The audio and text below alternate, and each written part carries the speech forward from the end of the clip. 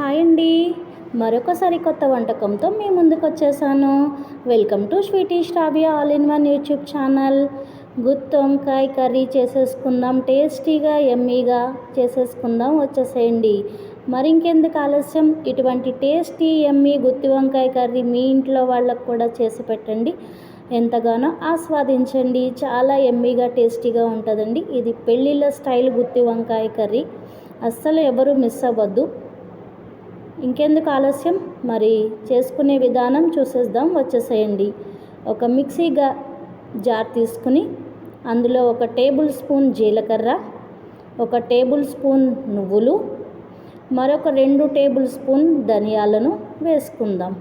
ఇదే కాకుండా ఒక 4 ఇలాచి, ఒక చిన్న సైజు కొబ్బరి ముక్క, అదేవిధంగా వీటినన్నిటిని ఒకసారి మనం మిక్సీ పట్టేసుకుందాం. దాని తర్వాత ఇంకా మిగతా కావాల్సిన ఇంగ్రీడియంట్స్ చెప్పేసుకుందాము.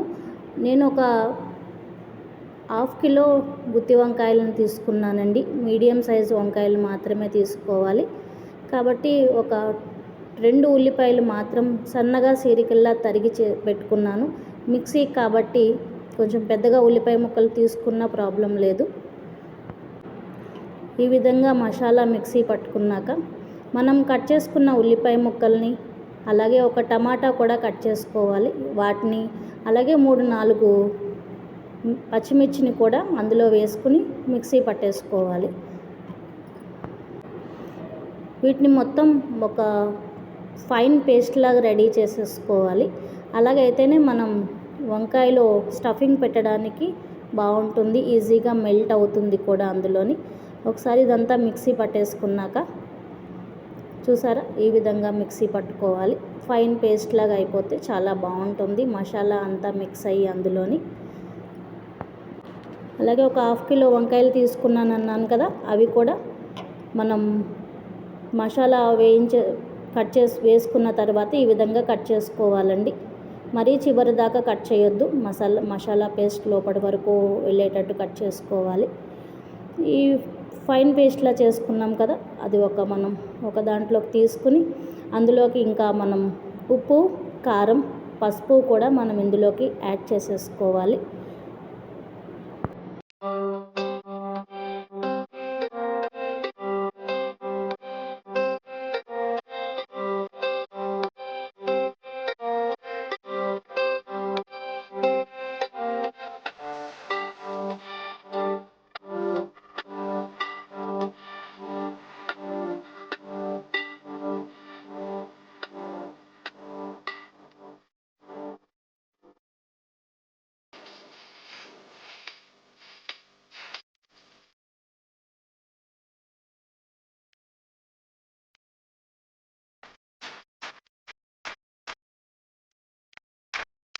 చూపిస్తున్న విధంగా ఉప్పు, కారం, పసుపు ఈ ఆనియన్ పేస్ట్లో వేసేసుకుని మొత్తం మనం కట్ చేసుకున్న వంకాయలు ఉన్నాయి కదా, అందులో ఈ విధంగా స్టఫ్ చేసేసుకోవాలి. ఈ విధంగా చేసుకుంటే చాలా టేస్టీగా యమ్మీగా ఉంటుంది. మీరు ఎప్పుడైనా ఈ విధంగా ట్రై చేశారా లేదా అనేది నాకు కామెంట్స్ రూపంలో తెలియచేయండి. లేదంటే కన్నా ఈ విధంగా ట్రై చేస్తే ఎప్పటికీ కూడా ఇదే విధంగా తయారు చేసుకుంటారండి. అంత యమ్మీగా టేస్టీగా ఉంటుంది. ఇది పాతకాలపు నాటి రాజుల స్టైల్ గుత్తి వంకాయ కర్రీ అండి. ఇది చాలా బాగుంటుంది. తయారు చేసి మీరు కూడా మీ ఇంటిల్లపాది కూడా ఆస్వాదించండి. చూపిస్తున్న విధంగా ప్రతి వంకాయ కూడా ఈ విధంగా స్టఫ్ చేసేసుకోవాలి. చూస్తున్నారు కదా, ఈ విధంగా మొత్తం స్టఫ్ చేసుకుని ఒక 5 మినిట్స్ మాత్రం అలా ఉంచుకోవాలి. తర్వాత చూసారా, ఈ విధంగా మనం పెట్టుకున్న తర్వాత ఇప్పుడే ఉంటుందండి అసలైన టేస్టీ విధానం. ఇప్పుడు ప్రతిదీ కూడా స్కిప్ చేయకుండా చూడండి. ఒక కళాయి పెట్టుకుని అందులో కొంచెం ఆయిల్ ఎక్కువే పడుతుందండి ఈ మసాలా గ్రేవీ కర్రీకి. అందులో ఎండుమిర్చి, జీలకర్ర, ఇంకా కరివేపాకు ఇవన్నీ వేసుకుని ముందుగా మనం ఆయిల్లో వేయించుకోవాలి. ఇవి వేగిపోయిన తర్వాత ఇందాక మనం స్టఫ్ చేసి పెట్టుకున్నాం కదా వంకాయ, అవి కూడా ఇందులో వేసేసుకోవాలి.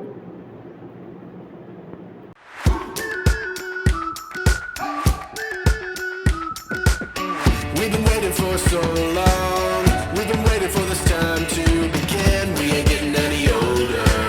I kinda feel a little younger.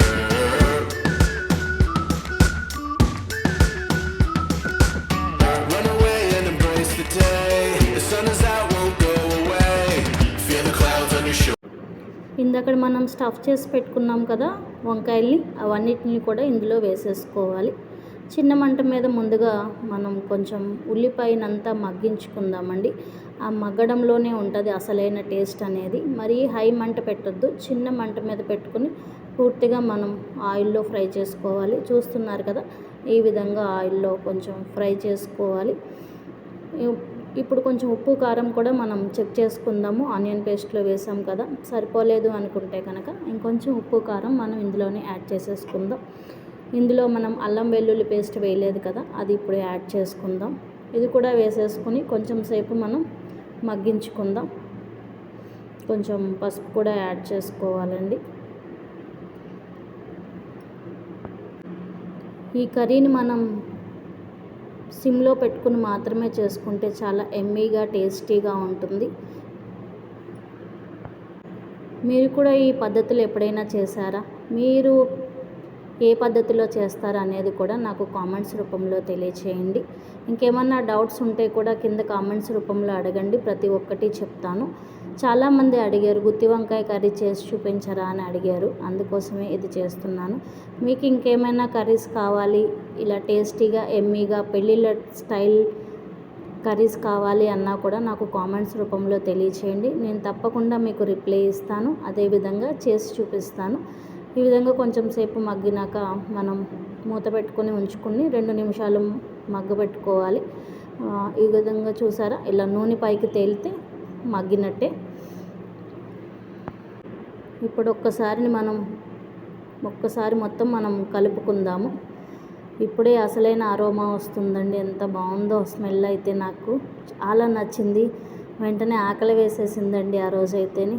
అంత టేస్ట్గా, అంత స్మెల్, అంత గుమగుమలాడే స్మెల్ వచ్చింది, చాలా బాగుంది. ఇంకొక 2 మినిట్స్ మనం కొన్ని వాటర్ పోసుకొని మగ్గించుకుంటే మీకు కాయ కూడా ఎక్కడ చెక్కు చెదరదండి. వంకాయ అంత బాగా వస్తుంది ఈ గుత్తి వంకాయ కర్రీ. సేమ్ పెళ్ళిళ్ళ స్టైల్ గుత్తి వంకాయ కర్రీలా ఉంది.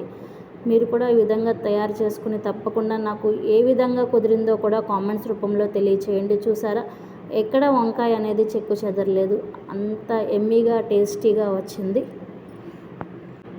ఈ కర్రీ చూస్తుంటే మీకు కూడా నోట్లోంచి లాలాజలం ఊరుతున్నాయి కదా, అంత బాగుందండి చూడ్డానికైతేనే. తినడానికి కూడా చాలా బాగుంది కర్రీ. మీరు కూడా ఈ విధంగా చేసుకోవాలనే ఉద్దేశంతో నేను తప్పకుండా వీడియో పెట్టడం జరిగింది. మీరు కూడా ఈ విధంగా తయారు చేసుకుని ఏ విధంగా వచ్చిందో నాకు కామెంట్స్ రూపంలో తప్పకుండా తెలియచేయండి. మీకు కూడా ఈ కర్రీ నచ్చినట్లయితే ప్లీజ్ లైక్ చేయండి. ఇంతేనండి, పైన కొత్తిమీర జల్లి దింపేసుకోండి, సరిపోతుంది. చాలా ఎమ్మీగా టేస్టీ అయిన గుత్తి వంకాయ కర్రీని మీరు కూడా తప్పకుండా ట్రై చేయండి. ఎలా వచ్చిందో కూడా నాకు కామెంట్స్ రూపంలో తెలియచేయండి. ఇంతవరకు చూశారు అంటే మీకు కూడా తప్పకుండా ఈ వంకాయ కర్రీ నచ్చే ఉంటుంది. ఎలా వచ్చిందో కూడా తెలియచేయండి. ఓకేనండి, బాయ్, థ్యాంక్ యూ అండి. ప్లీజ్ లైక్ చేయండి, షేర్ చేయండి, సబ్స్క్రైబ్ చేయడం మాత్రం మర్చిపోకండి. Bye all.